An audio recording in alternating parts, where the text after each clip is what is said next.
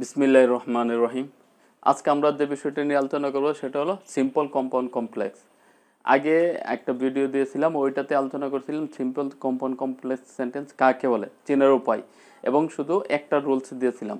আজকে আমরা কয়েকটা রুলস আলোচনা করব এবং আমি বিশ্বাস করি যে ওইগুলো যদি ধারাবাহিকভাবে যারা তোমরা আছো তোমাদের জন্য তো অবশ্যই বাস্তবে দেখতেছো অফলাইনে, আর যারা অনলাইনে দেখবে আশা করি তাদের জন্য কি অনেক সহজ হবে। আচ্ছা, আমরা যে প্রথম যে রুলসটা নিয়ে আলোচনা করছিলাম সেটা হচ্ছিল যে ইফ নিয়ে। ইফ দ্বারা যুক্ত যদি কোনো কমপ্লেক্স সেন্টেন্স হয় তাহলে আমরা কম্পাউন্ড করার সময় কি করেছিলাম, এন্ড দ্বারা যুক্ত ছিল দুটো ক্লজ, এবং সিম্পল করার সময় বাই ছিল, by plus verb one I N G, তারপর ভার্বের থেকে শেষ অংশ, তারপর কমা দিয়ে যে বাকি যে ক্লজটা ছিল ওইটা আমরা বসেছিলাম।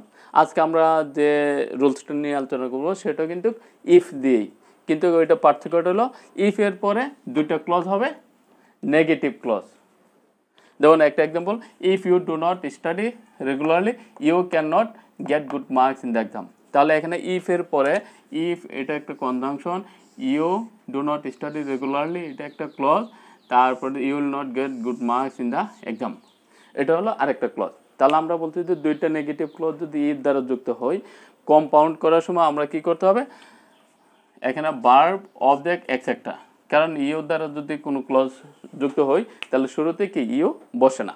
তো এক্ষেত্রে যে ভার্ব থেকে শুরু করে বাকি অংশ, তারপর অর দিব, অর দিয়ে পরে যে ক্লজটা আছে ওই ক্লজটা আমরা বসাবো। তাহলে এখানে যে আমরা ক্লজ স্ট্রাকচারটা লিখতে পারি, study regularly or you will not get good marks in the exam.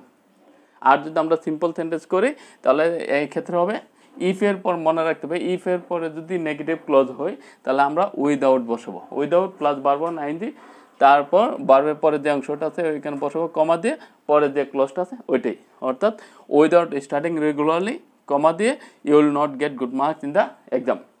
তাহলে আমরা এই রুলসের সার কথাটা হলো যে ইফ দ্বারা যুক্ত কমপ্লেক্স সেন্টেন্সের দুইটা যদি নেগেটিভ ক্লজ হয় তাহলে কম্পাউন্ড করার সময় যে সেন্টেন্সের শুরুতে যেহেতু ইউ থাকে ইউ বাদ দিয়ে ভার্ব থেকে বাকি অংশ অর, তারপর যে ক্লজটা আছে ওই ক্লজটা বসাবো। আর সিম্পল করার সময় উইদাউট বসাবো, উইদাউটের পরে ভার্ব ওয়ানের সাথে কি আইএনজি প্লাস ডট ডট বাকি যে অংশটা আছে ওইটা বসাবো, তারপর কমা দিয়ে যে শেষের যে ক্লজটা আছে ওইটা এখানে বসে দিব। তাহলে আমরা আরেকটা রুলস গেল। এখন আমরা আরেকটা পড়ব, সিন্স এজ ওয়েন যুক্ত দুইটা ক্লজ যদি হয়, সিন্স এজ ওয়ানের পরে একটা ক্লজ কমা আরেকটা ক্লজ যদি হয়, কম্পাউন্ড করার সময় আমরা এন বসাবো। আমরা কিন্তু এন এর বিষয়টা আগেই বলেছিলাম, দুইটা সমজাতীয় ক্লজ যদি থাকে তা আমরা কি করব, এন দ্বারা যুক্ত করব। তাহলে এখানে যে since he is walking fast he can catch the train, যেহেতু সে কি দ্রুত হাঁটতেছে তাই কি সে ট্রেনটা ধরতে পারে। তাহলে এখানে আমরা যদি এন্ড দ্বারা যুক্ত করি তাহলে he is walking fast and he can catch the train, এই দুইটা এন্ড দ্বারা যুক্ত হলো।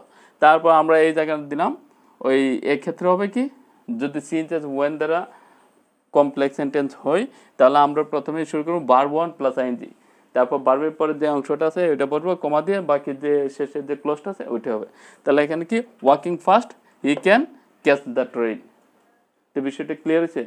তাহলে আমার মূল কথাটা হলো সিন্স এজ ওয়েন দ্বারা যুক্ত দুইটা ক্লজ যদি থাকে, কম্পাউন্ড করার সময় দুইটা ক্লজকে এন্ড দ্বারা যুক্ত করতে হবে, এবং সিম্পল করার সময় কি করতে হবে, যে প্রথমে সিন্স এজ ওয়ানের পরে যে ক্লজটা থাকবে এটা ভার্ব ওয়ান এর সাথে আইনজি যুক্ত করে যে বাকি অংশ কমা দিয়ে কি শেষে যে ক্লজটা আছে এটা বসবে।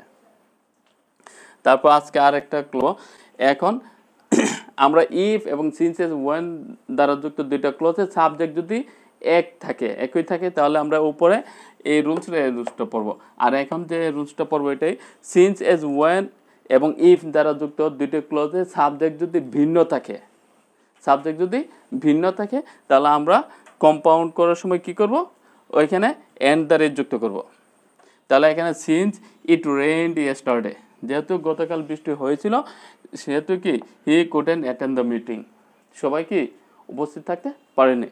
তাহলে এখানে কম্পাউন্ড করার সময় দুইটা ক্লজ এন্ড দ্বারা যুক্ত, তাহলে কি it rained yesterday and he couldn't attend the meeting. আর কম্পাউন্ড করার সময় যখন দুইটা ক্লজের যে সাবজেক্ট ভিন্ন থাকবে তখন আমরা সিম্পল করার সময় because of, in case of, while, after, at the age of, etcetera এই ধরনের যে এগুলা থাকবে, সাথে ভার্ব ওয়ানের সাথে কি আইএনজি যুক্ত হবে। তারপর ভার্ব ওয়ানের পরের যে অংশটা আছে এটা বলবে, কমা দিয়ে পরের যে ক্লজটা আছে ওইটা হবে। এখানে হলো বিকজ অফ রেইনিং ইয়েস্টারডে। এখানে আমরা কি, এখানে আছে কি ক্লজ ইট এবং হি, দুইটা ক্লজের সাবজেক্ট ভিন্ন। তাহলে আমরা সিম্পল করার সময় বিকজ অফ ব্যবহার করলাম, বিকজ অফ, তারপর ভার্ব ওয়ান আইএনজি, এখানে ভার্ব কোনটা, রেইন। তাহলে বিকজ অফ রেইনিং ইয়েস্টারডে কমা দিয়ে হি কুডন্ট অ্যাটেন্ড দ্য মিটিং। আজকে আমরা এই বিষয়টি নিয়ে আলোচনা করলাম। ওকে।